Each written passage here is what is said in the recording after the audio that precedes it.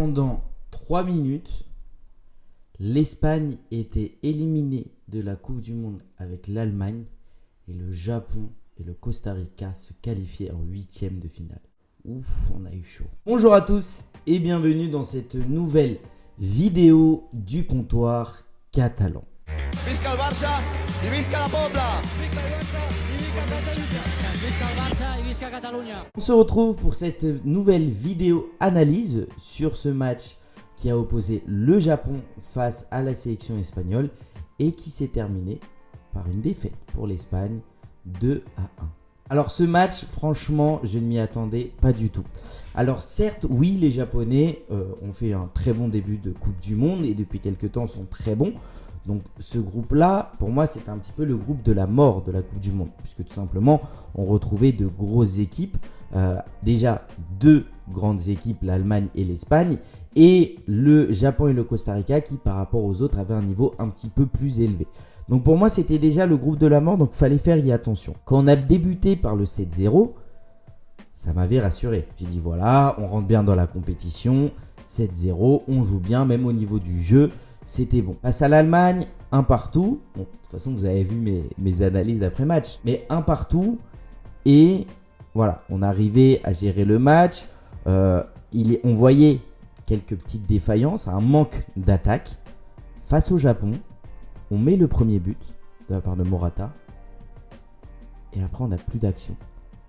Et retour de la mi-temps, on se fait manger. On se fait manger en 3 minutes. Le Japon a retourné le match. Alors, je ne vais pas rentrer dans les détails au niveau du deuxième but, puisqu'on a vu la polémique. Pour moi, clairement, le ballon est dehors. Si on regarde, si on zoome, technologie, apparemment, il est à l'intérieur. C'est pour ça que la VAR a validé. Pour moi, ce ballon est dehors. C'est-à-dire que s'il avait été sifflé dehors, il n'y aurait pas eu de polémique. Alors que là, il a été sifflé à l'intérieur et il y a des polémiques. Mais on ne va pas reposer sur ça. On ne va pas tout reposer sur ça.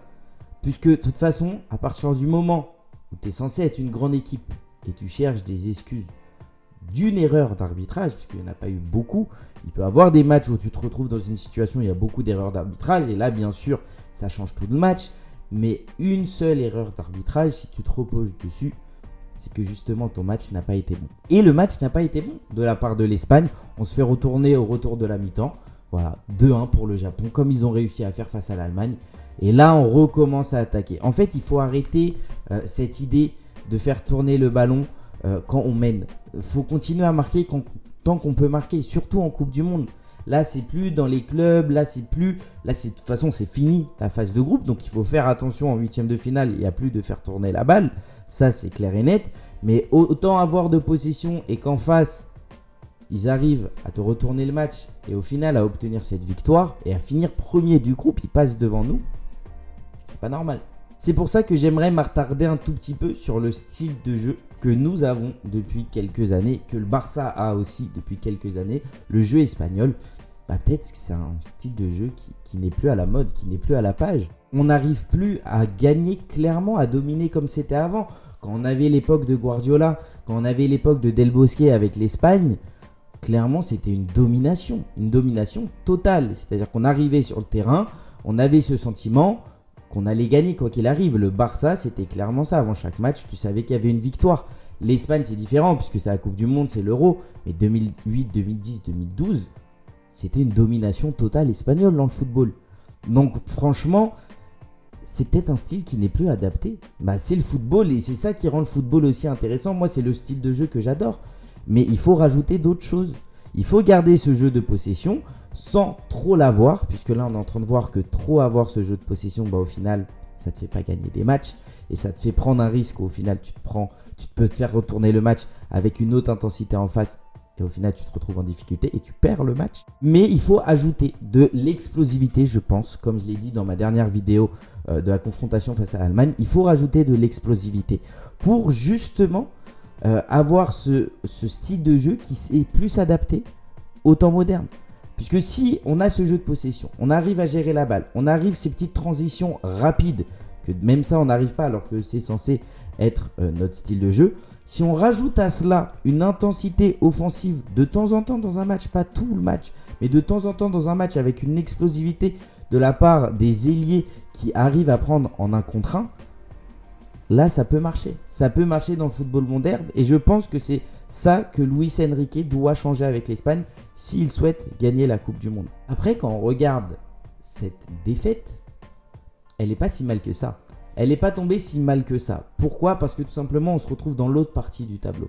Si le Brésil, on n'a pas encore les résultats du Brésil, finit premier de ce groupe, il se retrouve dans la partie du tableau avec le Japon. Donc c'est-à-dire que nous, on va affronter le Maroc. Alors, le Maroc, il ne faut pas du tout se dire que c'est gagné. C'est une grosse équipe cette année. Ça va être un match où voilà. De toute façon, on rentre dans une nouvelle compétition.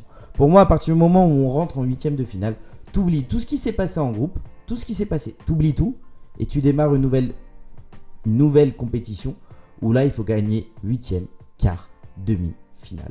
Il te reste 4 matchs. Tu rentres dans une compétition où il te reste 4 matchs pour gagner la Coupe du Monde. Vraiment, à ce moment-là, je me dis que c'est pas si mal, c'est pas tombé si mal. Alors, je pense pas que Luis Enrique a fait exprès. Certains pourraient le croire, mais je pense pas, puisque pendant un moment, on s'est quand même retrouvé éliminé lorsque le Costa Rica a mené l'Allemagne. L'Allemagne nous a sauvés, mais nous, on ne les a pas sauvés.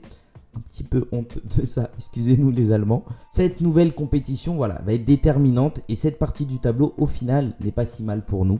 Puisque si on passe le Maroc, je dis bien si à chaque match, puisque rien n'est fait devant chaque... Là, il faut prendre les matchs un par un. Il faut prendre les matchs un par un, n'être confiant dans aucun match, se dire qu'en face, elle est autant équilibrée que nous et que le meilleur gagne. C'est comme ça si on veut gagner la Coupe du Monde. Faut plus avoir confiance, faut oublier le 7-0, faut oublier le 2-1 aussi, dans le cas contraire, qui peut nous démoraliser. Faut tout oublier. On rentre dans une nouvelle compétition, on améliore notre jeu et on gagne cette Coupe du Monde. C'est tout ce qu'il faut faire à ce moment-là. Si on passe le Maroc, on peut tomber, après tout dépend, une nouvelle fois c'est des si, puisque on ne connaît pas encore les résultats du Portugal, s'ils finissent premiers, mais il peut avoir potentiellement un quart de finale Portugal-Espagne, une demi-finale France-Espagne, jusqu'à la route vers la finale. Ça peut être potentiellement ça. Après, on a vu dans cette Coupe du Monde que rien n'est prévisible et surtout que tout peut arriver. On finit du coup cette vidéo avec mes tops et flops de ce match. Au niveau du top, ça sera Alvaro Morata. Ça sera Alvaro Morata puisque pour moi, toute l'équipe d'Espagne n'a pas été forte. Toute l'équipe d'Espagne, alors oui, il y a eu beaucoup de changements. Carvajal à la place de... Enfin non, Azpilicueta à la place de Carvajal. Pau Torres à la place de Laporte. Baldé à la place de Jordi Alba. Le milieu de terrain, lui, n'a pas changé. Et en attaque, Nico Williams à la place de Ferran Torres. Et Alvaro Morata à la place de Asensio. C'est des changements, certes. C'est pas notre équipe type. Mais c'est suffisant pour battre le Japon. Sur ce match-là, c'est suffisant pour battre le Japon. Et je ne comprends pas pourquoi Luis Enrique a sorti Alvaro Morata. Il nous met le but. Il y a 3 buts dans cette compétition. T'as un attaquant qui d'habitude n'est pas du tout en confiance. Habituellement rate des grosses occasions. Mais là, il les met toutes au fond. Là, il est décisif. Quand tu le fais rentrer, il marque. Tu le mets titulaire, il marque. Laisse-le à la fin de ce match. Même si on est en train de perdre. Laisse-le à la fin de ce match. Puisqu'au final, Morata, il n'a pas fait un mauvais match. Puisque lui, tout ce qu'il a fait, il a marqué. Et après, quand on a été mené, et rapidement dans la seconde période, il a été changé. Donc lui, son résultat, son examen, il est bon. Il est bon puisqu'il n'a pas pu rester jusqu'à la fin, puisqu'on l'a changé avant que ça devienne une catastrophe. Donc tout simplement, pour moi, c'est Alvaro Morata qui est ressorti de cette équipe d'Espagne qui n'a pas du tout été bonne. C'est pour ça que pour moi, le flop, ce n'est pas un joueur. C'est l'Espagne. C'est la sélection espagnole, c'est Luis Enrique. Que ça soit au niveau des tactiques, il n'a pas bien pris ce match. Et il n'a pas eu conscience qu'il y avait un risque, je pense. Il s'est trop concentré sur le 7-0. Le 1 partout, il s'est dit c'est pas si grave que ça. Et le Japon, comme on a mis en plus un but rapidement, il s'est dit ça peut aller, on va faire tourner le ballon. Mais il faut arrêter ça, Luis Enrique. J'attends de voir son prochain stream sur Twitch où il va tout simplement nous expliquer un petit peu sa manière de penser. Mais il faut qu'il change cette manière-là. Il faut qu'il amène de la modernité dans ce jeu-là. Parce que clairement, avec ce jeu qu'on a actuellement, ce n'est pas suffisant pour gagner la Coupe du Monde. Voilà, j'espère que mon analyse vous aura plu de ce match. Donc du coup, Japon-Espagne avec cette défaite espagnole. Pas de quoi se catastropher. On a eu peur. On a été miraculé. clairement. Et merci une nouvelle fois aux joueurs allemands de nous avoir, d'avoir gagné votre match et surtout nous avoir permis de nous qualifier. Mais voilà, tout oublié, je pense que ça sera le mieux. Une nouvelle compétition démarre. N'hésitez pas, bien évidemment, à vous abonner à la chaîne Le Comptoir Catalan, à cliquer sur la petite cloche pour avoir les notifications de la chaîne. Évidemment, n'oubliez pas de vous abonner à mon compte Twitter Le Comptoir Catalan et aussi de lâcher un petit like pour donner la force. Miraculé, qualifié.